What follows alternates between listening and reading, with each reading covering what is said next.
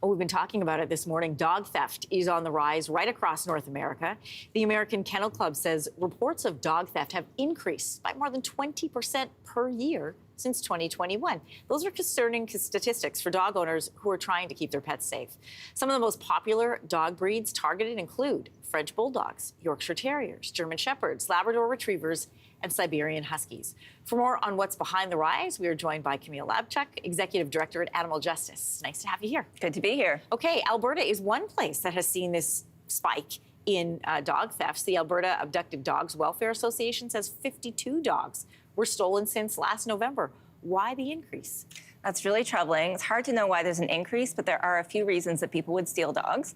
The first might be if they want to save a few dollars on buying a dog or don't want to pay the adoption fee to adopt one. Okay. Second reason could be a little bit more nefarious, and that could be someone taking a designer dog to use that dog for breeding purposes. There are so many backyard breeders these days who just pump out litter after litter of puppies in poor conditions.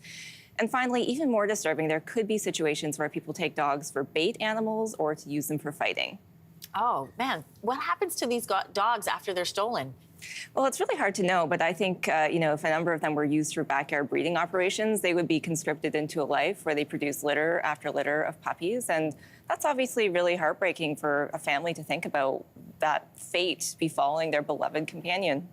You know, we think about, car theft, for example, we know that's in the criminal code, but so is animal theft. Stolen dogs are treated as theft under $5,000.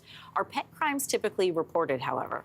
I think that they are. I think people are really motivated to go to the police if they do have an incident where an animal goes missing.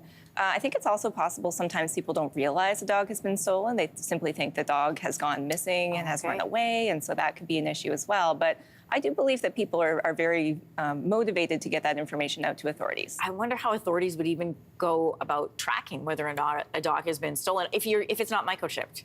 It's really challenging, and even if the dog is microchipped, that only helps if the dog ends up at a vet, and that vet can help make the connection in the future. Some people have GPS trackers on their dog's collars. I do that for my cat. And, even if they do that, the dog napper can simply slip off the collar, and it doesn't really help them. We mentioned some of the top breeds that seem to be stolen, but what kinds of dogs are thieves looking for? These are ones that they can resell, presumably, or use for breeding, like you said?